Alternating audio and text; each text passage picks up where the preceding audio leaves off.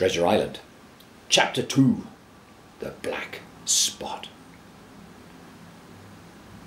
Soon after that night, strange things began to happen at our inn. The first was the arrival of a thin, yellow-skinned man with 2 fingers missing from his left hand. The man walked in as I was setting the tables for breakfast. "Is my mate Bill here?" he asked. "I don't know any Bill," I said. "You probably call him the captain," said the man. The captain had gone out for a walk. He'd be coming back any minute. I wanted to warn him, but the stranger shoved me aside. When the captain came in the front door, he was there, waiting.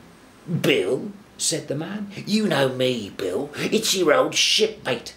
The captain gasped. "Black Dog?" The captain and Black Dog sent me out of the room. Soon they were yelling at each other. I heard a loud crash. Then came the sound of a man screaming in pain. Black Dog came running out of the room with the captain chasing him. Both men had knives and were slashing away at each other. Black Dog was cut on the shoulder. He ran out of the door and down the path as fast as he could. The captain could hardly stand up. "Are you hurt?" I cried. Before he could answer, he fell to the floor. I ran for Dr. Livesey. He said the captain wasn't wounded. He had had a stroke.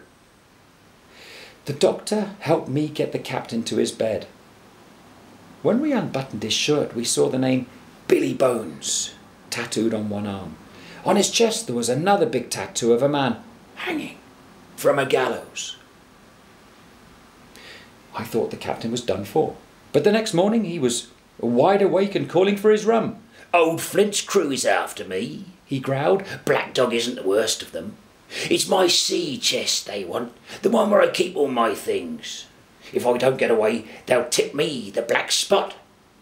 "What is the Black Spot?" I asked. "It's a call, mate," said the captain. "A call."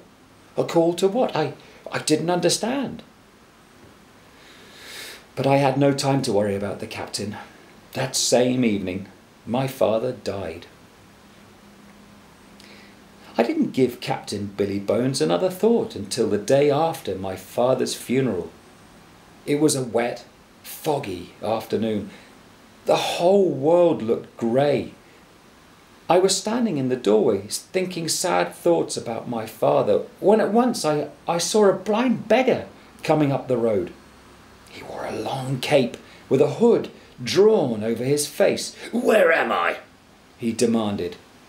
"The Admiral Benbow," said I. The blind man reached out and grabbed my arm. He squeezed it hard. "Take me to the captain," he ordered.